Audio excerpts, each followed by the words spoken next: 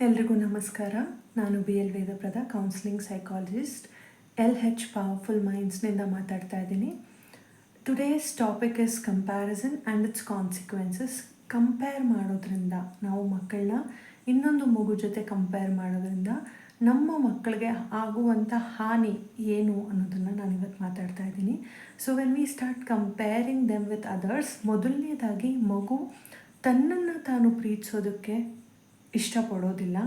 ಎರಡನೇದಾಗಿ ಈ ಮಾತನ್ನು ಹೇಳ್ತಿರೋದು ಅಂದರೆ ಕಂಪೇರ್ ಮಾಡ್ತಿರೋರನ್ನು ದ್ವೇಷ ಮಾಡೋಕ್ಕೆ ಶುರು ಮಾಡುವಂಥ ಸಾಧ್ಯತೆಗಳಿದೆ. ಮೂರನೇದು ತನ್ನ ಮೇಲೆ ತಾನು ನಂಬಿಕೆ ಕಳ್ಕೊಳ್ತಾರೆ.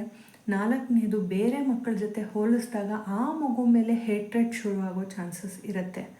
ಸೊ ಹಾಗಾಗಿ ಕಂಪ್ಯಾರಿಸನ್ನಿಂದ ನಾವು ಮಕ್ಕಳಿಗೆ ಒಳ್ಳೆಯದು ಮಾಡೋದಕ್ಕಿಂತ ಹೆಚ್ಚಾಗಿ ಕೆಡುಕಾಗ್ತಾ ಇರುತ್ತೆ. ಹಾಗಾಗಿ ನಾವು ಯಾವ ಥರ ಮಗುನ ಅಪ್ರಿಷಿಯೇಟ್ ಮಾಡ್ಬೋದು ಅಂದರೆ, ಮಗು ಮಾಡುವಂಥ ಪುಟ್ಟ ಪುಟ್ಟ ಕೆಲಸಗಳನ್ನು ನಾವು ಅಪ್ರಿಷಿಯೇಟ್ ಮಾಡೋದ್ರಿಂದ, ಅದ್ರ ಬಗ್ಗೆ ಖುಷಿಯಿಂದ ಸಂತೋಷವಾಗಿ ಮಗು ಜೊತೆ ಮಾತಾಡೋದ್ರಿಂದ ಮಗುಗೆ ಆ ಪುಟ್ಟ ಕೆಲಸದಲ್ಲಿ ಕಾನ್ಫಿಡೆನ್ಸ್ ಹೆಚ್ಚಾಗುತ್ತೆ.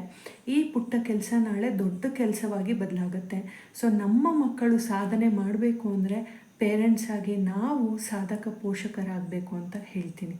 ಇಷ್ಟನ್ನು ಹೇಳ್ತಾ, ಜೊತೆಗೆ ಮಕ್ಕಳ ಜೊತೆ ಆಟ ಆಡೋದ್ರಿಂದ, ಮಕ್ಕಳನ್ನ ಪ್ರೀತಿ ಮಾಡೋದ್ರಿಂದ, ಪದ ಬಳಕೆ, ನಾವು ಯೂಸ್ ಮಾಡುವಂಥ ವರ್ಡ್ಸ್ ಮಕ್ಕಳ ಜೊತೆಗೆ ಹೇಗಿರಬೇಕು ಎಲ್ಲವನ್ನು ನಾವು ತಿಳ್ಕೊಂಡು ನಮ್ಮಲ್ಲಿ ಬದಲಾವಣೆ ಮಾಡ್ಕೊಳ್ಳೋದ್ರಿಂದ ಖಂಡಿತವಾಗ್ಲೂ ಒಂದು ಮಗುನ ಉತ್ತಮ ಆಸ್ತಿಯನ್ನಾಗಿ, ಈ ದೇಶದ ಆಸ್ತಿಯನ್ನಾಗಿ ಮಾಡ್ಬೋದು ಅಂತ ಹೇಳೋಕ್ಕೆ ಇಷ್ಟಪಡ್ತೀನಿ. ಎಲ್ರಿಗೂ ನಮಸ್ಕಾರ, ಧನ್ಯವಾದ.